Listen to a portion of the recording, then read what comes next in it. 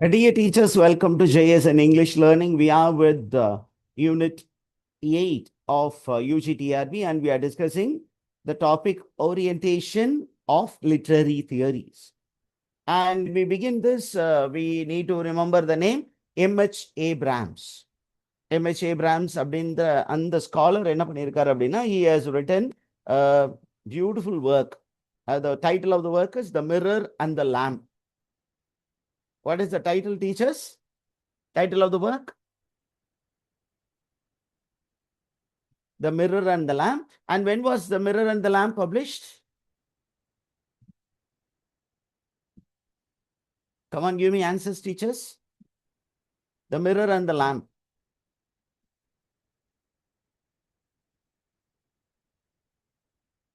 Should be ready with answers, teachers.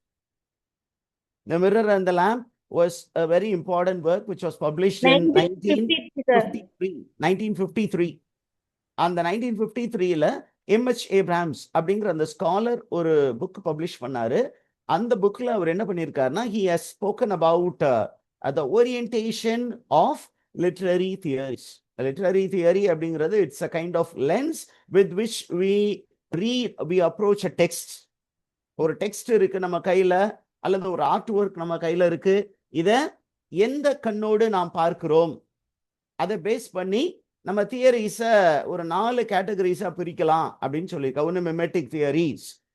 நிறைய theories இருக்கு. அதை ஒரு குரூப்ல மிமெட்டிக் தியரிஸ் பிரிக்கலாம், அல்லது பிராக்மேட்டிக் தியரிஸ்னு பிரிக்கலாம், அல்லது எக்ஸ்பிரசிவ் தியரின்னு பிரிக்கலாம், அல்லது அப்ஜெக்டிவ் தியரின்னு பிரிக்கலாம். அப்படின்னு 4 விதமா பிரிக்கலாம் அப்படின்னு அவர் சொல்லியிருக்கிறார். இந்த இப்படி 4 விதமா நம்ம இந்த லிட்டரரி தியரிஸை பிரிக்கலாம் அப்படின்னா அதுக்கு ஏதோ ஒரு பேசிஸ் இருக்கு. அந்த பேசிஸை இவர் என்னன்னு சொல்றாரு அப்படின்னா 4 கோஆர்டினேட்ஸ் சொல்றாரு. What are the 4 coordinates அப்படின்னு கேட்டீங்கன்னா, if your focus is on universe, நீங்க யூனிவர்ஸ் ஃபோக்கஸ் பண்ணி இந்த யூனிவர்ஸ் தான் இலக்கியங்களில் பிரதிபலிக்கப்படுகிறது அப்படின்னு நீங்க ஃபோக்கஸ் பண்ணீங்கன்னா, and the other way, இன்னொரு வேல நீங்க பாத்தீங்கன்னா, to look it in the other way, when you look at the work of art as the reflection of the universe, then it is called mimetic theory. ஏன் sir மிமெட்டிக் அப்படின்னா, அந்த Greek வேர்ல்ட்ல மிமெசிஸ் அப்படிங்கிற அந்த வேர்டுடைய meaning imitation. நம்ம ஏற்கனவே நம்ம சொன்னோம், இதுல பெரிய ஸ்காலர் யாரு? பிளேட்டோவும் அரிஸ்டாட்டிலும். 2 பேருமே இமிட்டேஷனை பத்தி பேசியிருக்காங்க. 2 பேருமே they had different of opinion about the concept of imitation. அதை நம்ம ஏற்கனவே டீடைல்டா பார்த்துருக்கோம். just to take you closer to the topic before going on to new ideas. அப்ப சரி சார், இந்த மிமெட்டிக் தியரி எந்த காலகட்டத்தில் ரொம்ப பாப்புலரா இருந்தது அப்படின்னா, மிமெட்டிக் theory was very popular during the early period and the Renaissance period. எந்த காலத்துல ரொம்ப பாப்புலரா இருந்தது? இந்த ஏன்ஷியன் பீரியட். ரொம்ப காலமாக, ஆதி காலமிலிருந்து எப்பெல்லாம் literature and literary criticism start ஆச்சோ அப்பையிலிருந்து ரினைசான்ஸ் காலகட்டம் வரையிலும், ஏறக்குறைய நீங்க வந்தீங்கன்னா ஒரு 15th 16th செஞ்சுரி வரைக்கும் இந்த மிமெட்டிக் தியரிஸ் தான் இந்த வேர்ல்டை டாமினேட் பண்ணுச்சு. Is idea clear teachers? இதுல பெரிய ஸ்காலர் அப்படின்னு சொன்னா எந்தெந்த ஸ்காலர்ஸ், கீ திங்கர்ஸ் யார் யாரு? Who are the key thinkers in mimetic theory? Plato and Aristotle. Ideas இன்னொன்னு அரிஸ்டாட்டிலுடைய ஐடியாஸ் இங்க டாமினேட் ஆச்சு. அடுத்தது pragmatic theory. What do you mean by pragmatic theory, teachers? Pragmatic theories என்ன பண்ணாங்க? எதுக்கு முக்கியத்துவம் கொடுத்தாங்க? They gave importance to practical. How the audience get affected the work. அந்த ஆடியன்ஸுக்கும் இந்த ஒர்க்குக்கும் இருக்கக்கூடிய அந்த ரிலேஷன்ஷிப் இருக்கு இல்லையா, அதை பேஸ் பண்ணி எப்படி சார் ஒரு ஒர்க் ஆடியன்ஸை இம்பாக்ட் பண்ணுது.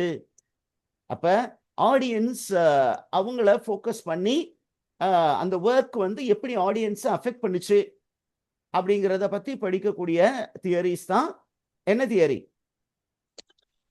pragmatic theory. அப்ப இந்த pragmatic theoryல கீ திங்கர் அப்படின்னு சொன்னா, நம்ம நேத்து ஒரு லிட்டரரி கிரிட்டிக்கை பத்தி படிச்சோம், ஹாரிஸ். ஓகே, ஹாரிஸ் இந்த கேட்டகரியில தான் வருவாரு. இந்த ஹாரிஸால இம்பாக்ட் பண்ணப்பட்ட சர் பிலிப் சிட்னி. ஓகே, அப்புறம் டாக்டர் சாமுவல் ஜான்சன். இப்ப இவங்க எல்லாருமே ஒரே குரூப்ல வருவாங்க. அவங்கள எந்த எந்த குரூப்ல வைப்போம்? Doctor Samuel Johnson. Okay, Neoclassical. neoclassical critics. All these neoclassical critics, they were part of pragmatic theory. Is the idea clear? அப்போ neoclassical criticism, it is called pragmatic theory. Okay, அப்ப இவங்களுடைய கீ டேர்ம் என்ன அப்படின்னு கேட்டீங்கன்னா, to instruct and to delight. Okay, இவங்களுடைய main focus என்ன? To instruct and to delight. What is the focus of a work அப்படின்னா, the work should instruct the audience and delight the audience. அதோட Latin phrase தான் docere et delectare அப்படிங்கிறது. இப்போ அடுத்தது போமா, சும்மா அப்படியே ஒரு சின்னதா ஒரு overview கொடுத்துட்டு then I will take you into the actual discussion in that particular essay. போமா, அடுத்தது என்ன? What is the next theory? Expressive Expressive theory. Expressive theory அப்படிங்கும்போது who is going to express நம்ம ஒரு கொஸ்டின் கேட்கணும். The author is going to express what he has experienced. Okay, author அப்படிங்கும்போது ஆத்தரை மையப்படுத்திய theories. அப்ப author அப்படிங்கும்போது ஆத்தர் கெட்ஸ் எக்ஸைட்டட். எதை பார்த்து excite ஆகுறாரு அப்படின்னா, சுத்தி இருக்கிற விஷயங்களை பார்த்து எக்ஸைட் ஆகுறாரு. அந்த எக்ஸைட்மெண்ட்டை அவர் எப்படி கம்யூனிகேட் பண்றாரு அப்படிங்கும்போது automatically all those romantic writers, all those romantic writers, they come into this category. Particularly நம்ம ரெண்டு ரைட்டர்ஸ் இந்த தியரியில ஃபோக்கஸ் பண்ணுவோம். ஒன்னு வந்து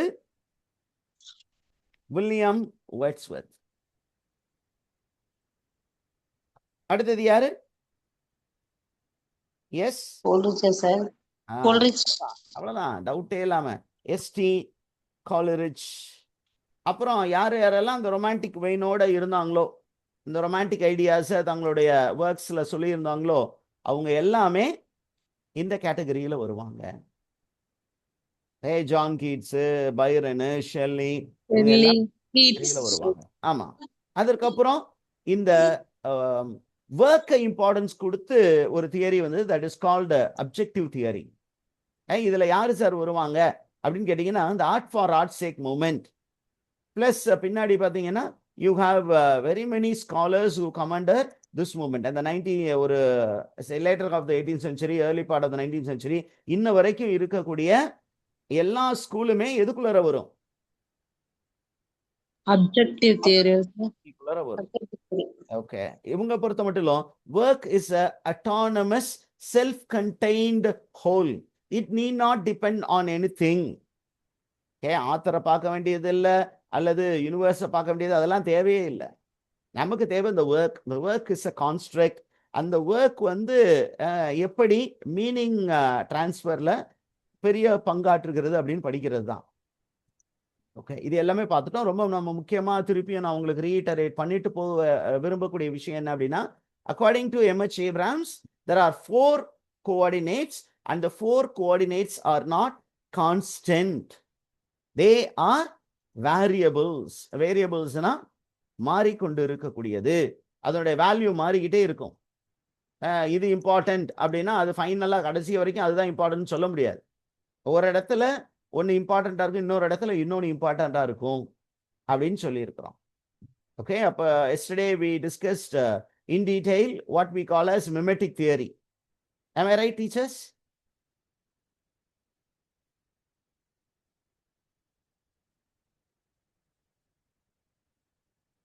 Are you with me, teachers? Mimetic theory Yes, நம்ம sir. பார்த்துட்டோம் இல்லையா? Yes, sir.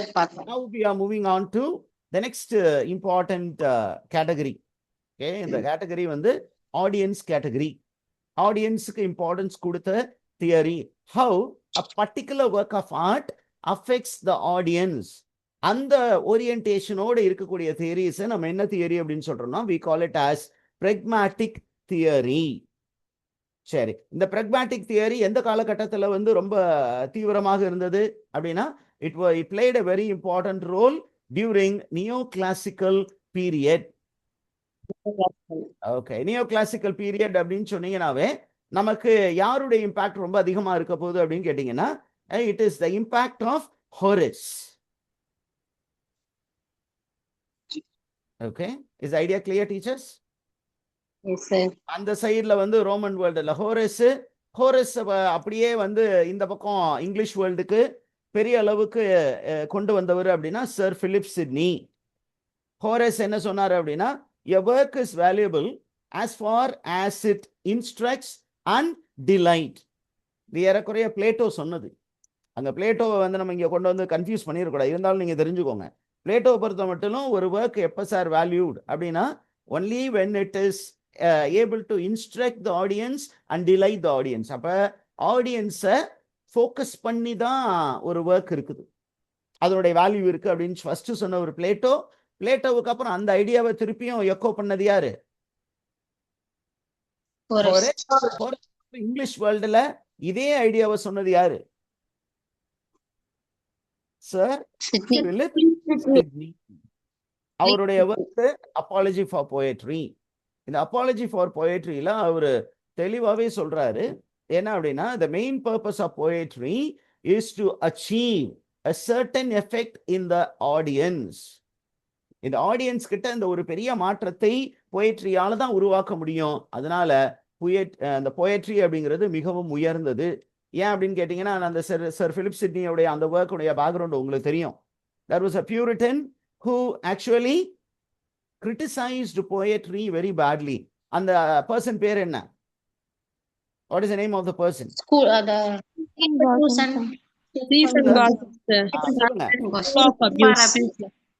School of Abuse எழுதுனது யாரு? Stephen Gozan. School of Abuse அப்படிங்கிற அந்த ஒர்க்கை ஸ்டீஃபன் கொசான் அப்படிங்கிற ஒரு பியூரிட்டன் அவர் அந்த ஒர்க் எழுதினார். அந்த ஒர்க்ல என்ன பண்ணாருன்னா நிறைய டிசிப்ளின்ஸ் அவர் அட்டாக் பண்ணாரு. Particularly the main attack was on poetry. ஏன் poetry is waste of time, அந்த மாதிரி ஒரு 4 சார்ஜஸ் சொன்னாரு. அந்த 4 சார்ஜஸையும் இவர் ரெஃப்யூட் பண்ற ஒரு டாக்குமெண்ட் தான் த அப்பாலஜி ஃபார் போயட்ரி. ஓகேவா? ஐடியா கிளியரா? Yes, sir. Yes, sir. Now, இந்த பர்டிகுலர் ஒர்க் இந்த அப்பாலஜி ஃபார் போயட்ரியில சர் பிலிப் சிட்னி என்ன சொன்னார் அப்படிங்கிறத எம்எச் ஏப்ராம்ஸ் இந்த ஓரியன்டேஷன் ஆஃப் லிட்ரரி தியரிஸ் அப்படிங்கிற ஒர்க்ல சொல்லியிருக்கிறார். என்ன அப்படின்னு கேட்டீங்கன்னா த போயட் என்ன பண்ணியிருக்கிறாரு அப்படின்னு கேட்டீங்கன்னா the poet is the moral philosopher and the historian by his capacity to move his audience more forcibly to virtue. மக்களை வர்ச்சு அப்படிங்கிற நிலைக்கு இட்டு செல்வது எது அப்படின்னா ஒரு போயட். அந்த போயட்ரியை பயன்படுத்தி மாரல் கான்செப்ட்ஸை டீச் பண்றாரு. அதே நேரத்தில் ஹிஸ்டாரிக்கல் ப்ரெசிஷனையும் மக்களுக்கு சொல்லி கொடுத்து அவங்கள எதை நோக்கி மூவ் பண்ணி கொண்டு போறாராம்? நன்மைத்தனத்தை நோக்கி கொண்டு செல்கிறார். அப்ப automatically the focus is on the audience.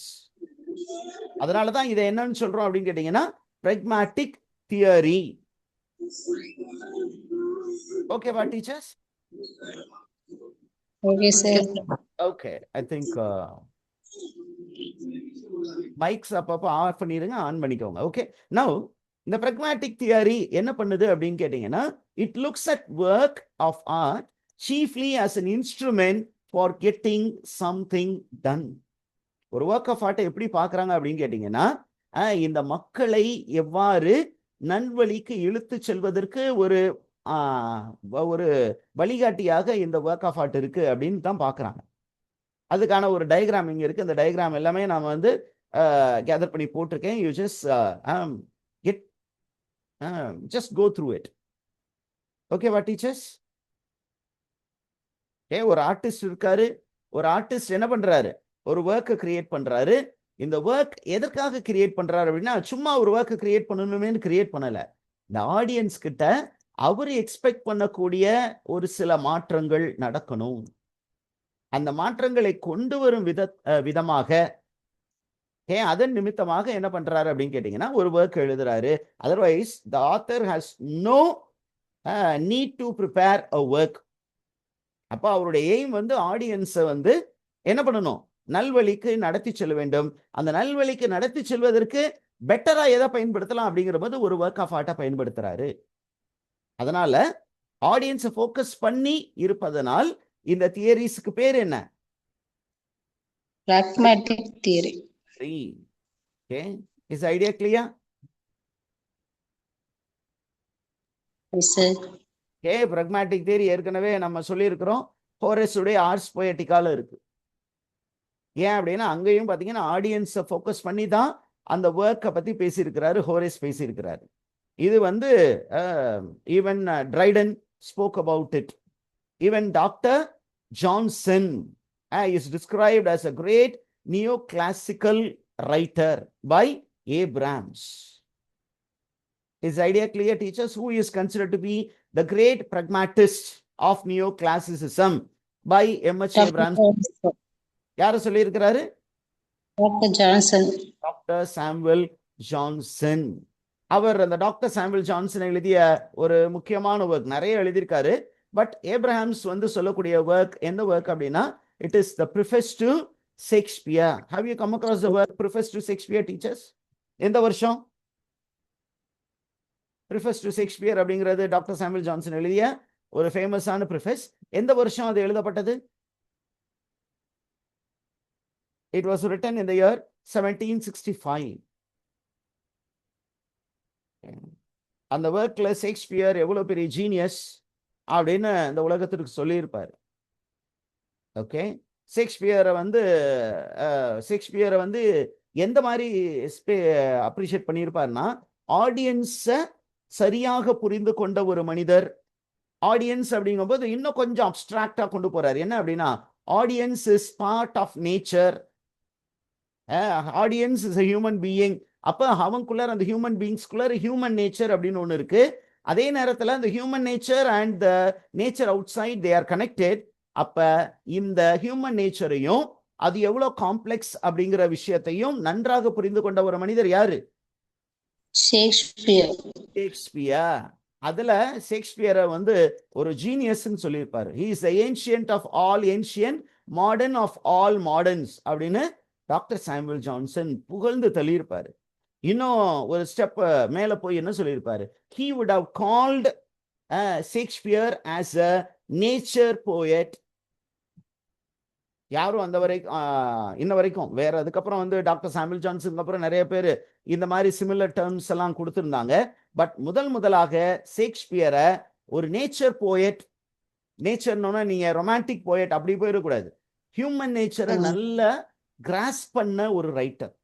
Human மைண்ட, ஹியூமன் சைக்கிய நல்லா கிராஸ் பண்ணவர். யாருக்கு அப்புறம் அப்படின்னா ஏன்ஷியன்ஸ் மாதிரி. ஏன்ஷியன்னா the Greek writers, the Greek critics. அவங்க எப்படி நேச்சரை ரொம்ப டீப்பா அப்சர்வ் பண்ணாங்களோ, அப்சர்வ் பண்ணி தங்களுடைய ஒர்க்குள்ளார என்ன பண்ணாங்க, அதை கொண்டு வந்தாங்க. அதுல இருந்து நமக்கு ரூல்ஸ் அண்ட் ரெகுலேஷன்ஸ் வந்து அந்த மாதிரி வில்லியம் ஷேக்ஸ்பியரும் நேச்சரை ரொம்ப க்ளோஸ் அப்சர்வ் பண்ண ஒரு கிரேட் மேன், ஒரு ஜீனியஸ் அப்படின்னு சொல்லி யார் சொல்லியிருக்கா?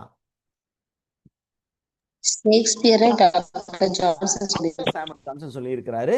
அப்ப அந்த விஷயத்தையும் எம்எச் ஏப்ரஹாம்ஸ் இந்த ஒர்க்ல சொல்லியிருக்கிறார்.